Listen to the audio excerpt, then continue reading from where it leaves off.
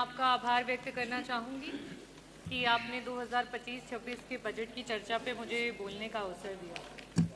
आज इस भरे सदन में मैं सर्वप्रथम संविधान के रचयिता बाबा भीमराव अंबेडकर जी को नमन करती हूँ, जिन्होंने आर्टिकल 25 में हमें ये अधिकार दिया, स्वतंत्र धर्म का सम्मान अधिकार और हर आस्था का सत्कार।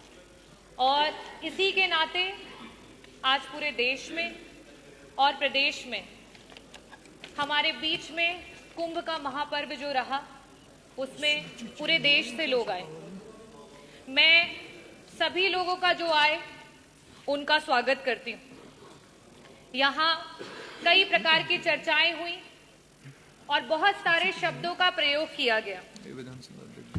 ये जो लोग विभिन्न प्रदेशों से और यहाँ तक कि विश्व के कोने कोने से आए, वो किसी राजनीति से प्रेरित होकर के नहीं आए, वो आस्था से, धर्म से और अपने देश, अपनी मातृभूमि से जुड़े हुए हैं, इसलिए वो यहाँ पर आए।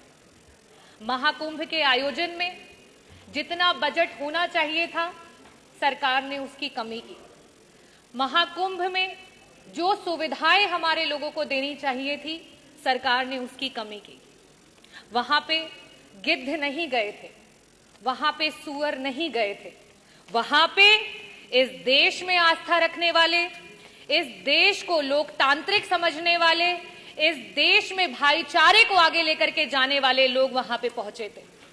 मैं इस सदन में आज बहुत सारी चर्चाएं हुई, बहुत सारी बातें कही गई। बजट की जबकि चर्चा होती है तो बजट में किस तरीके से डिवीजन होता है उसकी बात होती है। अभी सत्र में कुछ दिन पहले बात हुई कि अंग्रेजी में विधायकगण अपने भाषण दे सकते हैं, लेकिन जब आपके बजट में एलोकेशन की बात आती है, शिक्षा की बात आती है, जो हमारे बच्चे प्राइमरी स्कूल में पढ़ रहे हैं, जिनकी नींव अंग्रेजी से शुरू नहीं होगी, तो वो आगे जाकर के आपके अंग्रेजी में दिए हुए भाषणों को नहीं समझ पाएंगे। लेकिन आप क्या काम कर रहे हैं? जहां 15% कहीं आपकी सरकार बजट दे रही थी, आज शिक्षा में वो बजट गिरा करके 13% पे आ चुका है। ये स्थिति है। अगर मैं बात करूं स्वास्थ्य की, क्योंकि मंत्री जी यहां बैठे नहीं है, जब स्वास्थ्य पे जब विपक्ष चर्चा करने की कोशिश करता है, मंत्री जी उत्तेजित हो जाते हैं। शायद इसीलिए हो जाते हैं क्योंकि स्वास्थ्य पे मात्र 6% का बजट दिया गया है और इस 6% के बजट में भी मंत्री जी 40% का बजट पिछले जो बजट में था एलोकेटेड, उसको इस्तेमाल नहीं कर पाए। अगर हम बात करें ग्रामीण अंचल की, जो उत्तर प्रदेश की 60-70% की आबादी है, अगर हम उसमें बजट के एलोकेशन की बात करें तो मात्र 4% का बजट है, जो 8 करोड़ 8 लाख की आप बात करते हैं, 8 लाख करोड़ की बात, 8,08,000 करोड़ की बात करते हैं, उसमें मात्र 4% का बजट दिया गया है। और सबसे बड़ी नाइंसाफी अगर इस सरकार में कोई झेल रहा है तो वो हमारा किसान है। पूरे देश का एवरेज औसत अगर निकाल लिया जाए तो बाकी प्रदेशों में जहां किसानों को 6% का बजट मिल रहा है, वहां उत्तर प्रदेश की सरकार में मात्र 3% का बजट है जो हमारे किसानों को दिया जा रहा है। और सबसे आखिरी में और सबसे जरूरी बात, अभी हमारी माननीय सदस्य बार बार पीडीए की बात कर रही थी, तो सदस्य आप भी और यहाँ सम्मानित सदस्यगण, में आपको सभी को बताना चाहूंगी कि जहां पूरे देश में 3% का बजट विभिन्न प्रदेशों में, चाहे वो आपका दलित समाज हो, वनवासी समाज हो और अल्पसंख्यक समाज हो, उसको दिया जाता है, वहीं उत्तर प्रदेश में मात्र 1% का बजट दिया जाता है। और उस 1% के बजट में भी आपका 30% का बजट ऐसा धरा का धरा ही रह जाता है, विभाग उसको इस्तेमाल ही नहीं कर पाता है। हम इतने बड़े बड़े बजट की बात कर रहे हैं, मैं आंकड़े रखना चाहूंगी।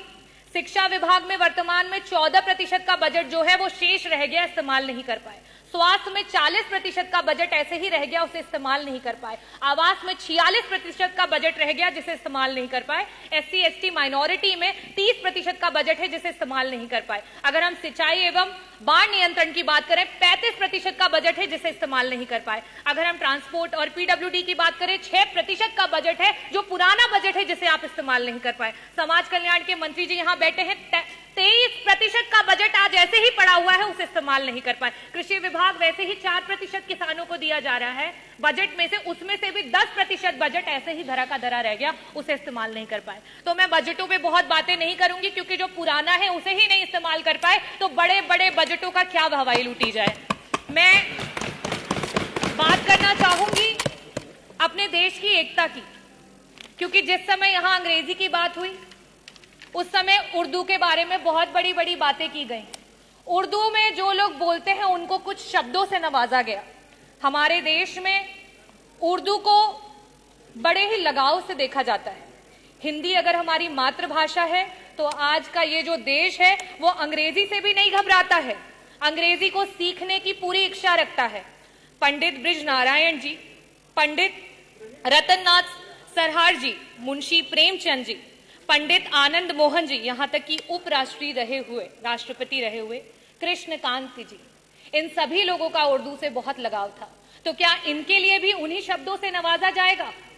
मैं आखिरी में सिर्फ यही कहना चाहती हूं, ये विकसित देश है, ये प्रगतिशील देश है और ये युवाओं का देश है, और युवाओं की यही आवाज है कि रावण नहीं हम पलने देंगे साधुओं के वेश में, रावण नहीं हम पलने देंगे साधुओं के वेश में, अफजल नहीं पनपने देंगे अब्दुल कलाम के देश में, हिंदू हो या मुसलमान अब शीश नहीं कटने देंगे, कसम तिरंगे झंडे की अब ये देश नहीं बटने देंगे।